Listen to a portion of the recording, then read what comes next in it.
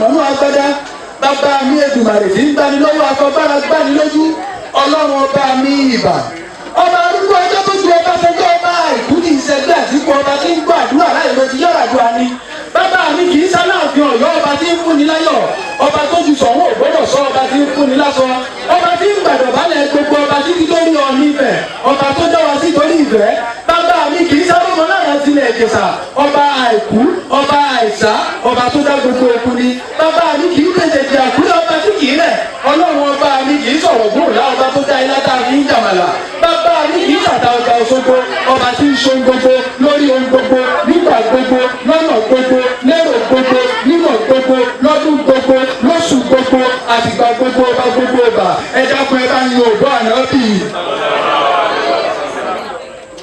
You know of Awolowo, you know of Bola Age, you know of Abiola, you know of Adelabu Penkele Mercy, you know of Mufulani, but I know of one you can't help but remember one should sing. Original African king. He's as beautiful as an African god. His black skin gleams his hair blacker than tar. He's the true definition of Okunimeta. Laughing with his white teeth, his mouth look like a crescent moon. Strength na in Buba, the word of God na in Sokoto, honor na in Kokoka. Even they chop the book of idleness. His parents call him blessing. His neighbors call him Momoto who meet their desire.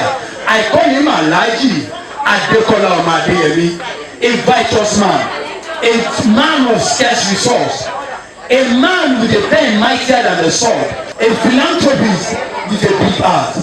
Adekola Omadeyemi, dákúndé ìsúrérelé bàbá tó bí ọlọ́mọ, ọkọ̀ Afusa, bàbá Àfíìsì, bàbá Tóní, bàbá Tẹ̀sílìm, bàbá Bídèmí, ògidì ọmọdé olú, ọmọ agbúrò gbọ̀ngbọ̀n níwájú ogun, ọmọ àjàgà kìkì, ọmọ gbogbo ìkìkì yóò gùn, ọmọ ewé kan ògùn kan, ọmọ akẹ́gbẹ̀rú, ọmọ àṣàdúrà gbọ́rẹ́, bàbá wa Adékọ́lá Ọmọdéyẹmí. Bẹ́sì rẹ̀ bá ń dẹ́gbẹ́ fún mi kan ọmọ ní pẹ̀lú bàbá. Mo ti mẹ́nu ìfẹ́ rẹ̀ yóò bá mú àjọkù lè pa mọ́ ẹ̀yọ̀dọ̀ lọ. Ewu ọ̀fẹ́ rẹ̀ ní panúdí ọtí. Ewu ìfẹ́ rẹ̀ ní pé mọ́ ọ̀kẹ́mi. Lẹ́nu òní fi wọ́n gbà bèrè bòdì ẹyẹ ẹ̀báta. Bẹ́ẹ̀kùn ẹni bá do eré orí ẹja fẹ́kù. Bọ́ọ̀nù ẹni bá dá akọ́rú. Kámọ́kùnrọ́ ẹ̀yìn èrè ní bàbá wa Adékọ́lá Ọmọdéyẹmí. Imperfection of humility. A bridge builder. A people lifter, Baba Olomoyolo, with over 200 children adopted both home and abroad.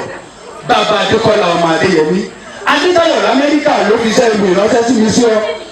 Ó ní kí n sọ fún orí kò nira tó gbà yóò ní dominira. Ayé ò ní yé sí ọ lára. Ayé ò ní yé sí ọ lára.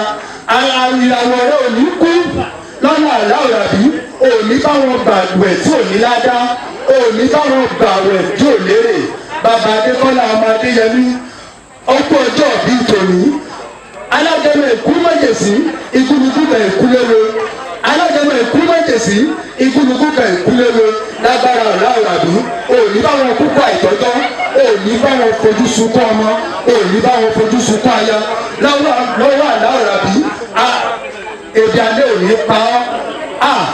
Adékọ́lá Ọmọdéyẹmí tó máa ń bèrè pé ta ní ti ń kọrin oṣù lábẹ́ kan ẹja kan ẹ bá sọ fún ọ wípé Túndé ló kọ tèmi awẹ́ ń bàbá tó bí mi lọ́mọ èmi lọ́mọ àìyó ìwé ọ̀rá orí ara ọmọ eléwùtú èrùtú ìdàrú àwùjọ ìdẹrù àwùjọ ìtọmọ lára jì sá ọmọ ẹ̀kúrẹ́bọ̀ sí òkú ọmọ ẹgbẹ́ ìyàwó gbé nínú ẹ̀kúrẹ́bọ̀ mi méjì ń pèjè èjì lálà kọ́bọ̀ làbá ó kọ́má sọ wọ́n làbá ń gbẹmí lóye ọmọ ìkúnlẹ̀ olóyè ọ̀rùjẹ oyè látàjú mi ìbá ti ṣẹjọ mi nílẹ̀ rẹ Ọlátúnlé is my name and I'm the product of the drop of the liquid of our well.